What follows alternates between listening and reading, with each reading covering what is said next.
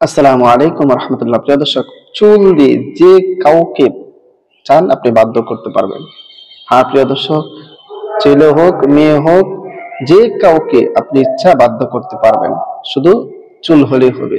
পুরুষের কি চুল লাগবে এবং উম, মহিলার কি চুল, ছেলের কি চুল, মেয়ের কি চুল লাগবে, বিস্তারিত ভাবে আমি এই ভিডিওর মাঝে বলবো, এবং কিভাবে আমলটি করবেন, চুলগুলো কি করবেন, বিস্তারিত ভাবে আমি ভিডিওর মাঝে আলোচনা করব।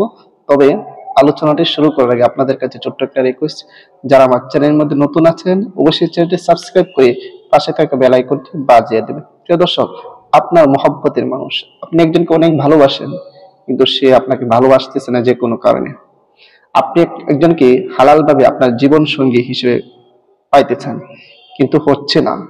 আপনি তাকে বাধ্য করতে পারবেন, তাকে আপনার মন মতো ব্যবহার করতে পারবেন। আপনি যা বলবেন তাই শুনবে, আপনার জন্য পাগল পারা হয়ে যাবে, আপনার জন্য অস্থির হয়ে যাবে, আপনার জন্য দিশেহারা হয়ে যাবে। আপনি শুধু আমি যে আমলটি বলতেছি, যেভাবে বলতেছি ঠিক সেভাবেই আমলটি করবেন। সঠিকভাবে করতে পারলে, সঠিক নিয়ম করতে পারলে আপনি ফলাফল পেয়ে যাবেন ইনশাআল্লাহ। প্রিয় দর্শক, সে আমলটি করার জন্য আপনাকে সর্বপ্রথম, যার জন্য আমলটি করবেন, সে যদি মেয়ে হয় তাহলে তার মাথার চুল নেবেন, আর সে যদি ছেলে হয় তাহলে দাড়ির চুল নিলেও হবে। মাথার চুল তো ছোট থাকে, দাড়ির দাড়ি নিলে দাড়ি লম্বা থাকে, দাড়ি নিতে পারবেন। মাথার চুল অথবা দাড়ির মাঝে চুল দিয়ে এই আমলটি আপনি করতে পারবেন। আপনি আহ, চুলগুলো সংগ্রহ করে নিয়ে, একটি হলেও হবে, একটি অথবা তিনটি, একটি হলে হবে। চুল সংগ্রহ করার পরে আপনি পুত্র পবিত্র হয়ে আমলটি করতে বসবেন, নিরিবিলি স্থানের মধ্যে বসবেন, যেন আপনাকে কেউ ডিস্টার্ব না করে, আমল করার সময় যেন আপনাকে কেউ সমস্যা না করে, অমনোযোগী যেন কেউ না করে। এই জন্য আপনি নীরব স্থানের মধ্যে বসে যাবেন, উজু করে নিন, পবিত্র হয়ে নিন। উজুর কথা কেন বলেছি? পবিত্রতা মহান আল্লাহ পাক রব্বুল আলামিনের সিফাত। আল্লাহ পাক রব্বুল আলামিন নিজে পবিত্র, আর পবিত্রতাকে পছন্দ করে। কোন বান্দা যখন পবিত্র হয়ে কোনো কাজ করে, সেই কাজের গ্রহণযোগ্যতা, সেই কাজের পাওয়ার অনেক বেড়ে যায়। সুতরাং আপনি পবিত্র হয়ে উজু করে আমলটি করবেন। যেহেতু একটি গুরুত্বপূর্ণ কাজ করতে যাচ্ছেন, উজু করে করলে সেটার গ্রহণযোগ্যতা, সেটা কার্যকারিতা অনেক বেড়ে যায়। এই জন্য উজু করে পবিত্র হয়ে আপনি আমলটি করবেন, উত্তম রূপে উজু করবেন। উজু করার ক্ষেত্রে যেন তাহরা না হয়ে যায়।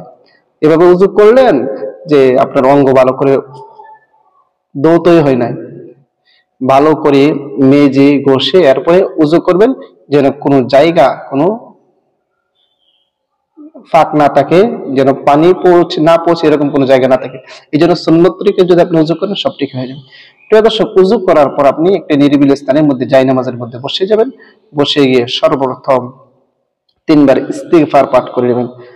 আস্তাগফিরুল্লাহ রাব্বি মিন কুল্লি যামবি ওয়া আতুবু ইলাইহি লা হাওলা ওয়ালা কুওয়াতা ইল্লা বিল্লাহি আলিয়্যিল আযীম। তিনবার ইস্তিগফার পাঠ করবেন। এরপরে নবীর মোহাব্বত অন্তরে নিয়ে যে কোনো দুরূদ শরীফ পারেন তিনবার পড়ে নেবেন। আমি দুরূদ ইব্রাহিম পড়তেছি, যেই দুরূদ শরীফ আমরা নামাজের মধ্যে পড়ে থাকি, সেই দুরূদ শরীফটা আমি পড়তেছি। اللهم صل على محمد وعلى آل محمد كما صليت على إبراهيم وعلى آل إبراهيم إنك حميد مجيد. اللهم بارك على محمد وعلى آل محمد كما باركت على إبراهيم وعلى آل إبراهيم إنك حميد مجيد. এরকম ভাবে আপনি তিনবার ইস্তিগফার এবং তিনবার দুরূদ শরীফ পড়া যখন শেষ হয়ে যাবে, এরপর আপনি চুলগুলো যে আছে, যে ছেলের চুল হোক, দাড়ির চুল হোক বা মাথার চুল হোক, সেগুলো আপনি হাতে নেবেন। হাতে নেওয়ার পর পড়বেন ওয়া আলকাইতু আলাইকা মাহাব্বাতাম মিন্নি। চুলের মধ্যে একটি ফু দিবেন। আবারও ওয়া আলকাইতু আলাইকা মাহাব্বাতাম মিন্নি। আবারও চুলের মধ্যে একটি ফু বাঁধুন। ওয়া আলকাইতু আলাইকা মাহাব্বাতাম মিন্নি। আবারও চুলের মধ্যে একটি ফু বা দম করবেন। এরকম ভাবে 7 বার পরে 7টি ফু বা দম করবেন সেই চুলের মাঝে। এবং আপনি যখন চুলের মাঝে ফু দিবেন অবশ্যই অবশ্যই যার জন্য আমলটি করছেন তার নাম মনে মনে নেবেন, তার নাম, তার মায়ের নাম আপনি মনে মনে নেবেন। এরপরে আবারও শেষে যে কোনো দুরূদ শরীফ পারেন 3 বার পড়ে নেবেন। যেমন আমি এখন ছোট দুরূদ শরীফ পড়তেছি, সাল্লাল্লাহু আলাইহি ওয়াসাল্লাম, সাল্লাল্লাহু আলাইহি ওয়াসাল্লাম, সাল্লাল্লাহু আলাইহি ওয়াসাল্লাম। আপনার আমল করা শেষ। এখন আসেন এই চুলগুলো আমরা কি করব। হ্যাঁ প্রিয় দর্শক, এই চুলগুলো আপনি এখন যে কোনো কবরস্থানের মধ্যে নিয়ে মাটি দিয়ে দিবেন। যে কোনো কবরস্থানে নিয়ে মাটি দিয়ে দিবেন। মাটি দিলে 3 দিন 24 ঘন্টা বা 7 দিন, 24 ঘন্টা বা 7 দিন এর ভিতরে, বা 1-2 দিন, 2 দিন 3 দিন সর্বোচ্চ 7 দিন এর ভিতরে কাজ হয়ে যাবে। এর ভিতরে কাজ হয়ে যাবে। আপনার জন্য যদি কল্যাণকর হয় অবশ্যই কাজ হইবে। সে আপনার বাধ্য হয়ে যাবে, সে আপনার পাগল হয়ে যাবে, সে আপনার জন্য ছটফট করবে। আর যদি কাজ না হয় তাহলে মনে করবেন হয়তো আপনার আমলটি ভালো করে হয়নি, সহি শুদ্ধভাবে করে হয়নি, এই জন্য আবারও করবেন। এরপর যদি সহি শুদ্ধভাবে করার পরও যদি আপনি ফল না পান তাহলে মনে করবেন আল্লাহ তাআলা এর মাঝে আপনার কল্যাণ রেখেছে, এর মাঝে আপনার কল্যাণ রেখেছে, যে তাকে না পাওয়াটা এটা আপনার কল্যাণ, আল্লাহ তাআলা আপনার ভালো চান।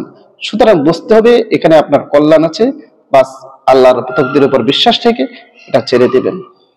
আর যদি আপনার মনে করেন যে না আমার আমলটাই হয় না, তাহলে আবারও আমল করবেন, সহি শুদ্ধ ভাবে আমল করতে পারেন। আর যদি আল্লাহ আপনার জন্য কল্যাণ রেখে থাকে অবশ্যই তাকে পেয়ে যাবেন, হালাল ভাবে পেয়ে যাবেন। আর হালাল ভাবে পাওয়ার জন্য আমলটি করবেন, অবৈধ করে নিয়ত এবং কাজের জন্য আমলটি করবেন না। ঠিক দর্শক, ভিডিওটা বেশি করে শেয়ার করে দেবেন। আরেকটা বিষয় বলে দিই, আপনাকে অনুমতি নিতে হবে না আমার কাছে আমলটি করার জন্য। একটি শর্তটি হচ্ছে ভিডিওর মধ্যে লাইক করবেন, কমেন্টস করবেন এবং শেয়ার করে দেবেন, তাহলে আপনার অনুমতি হয়ে যাবে।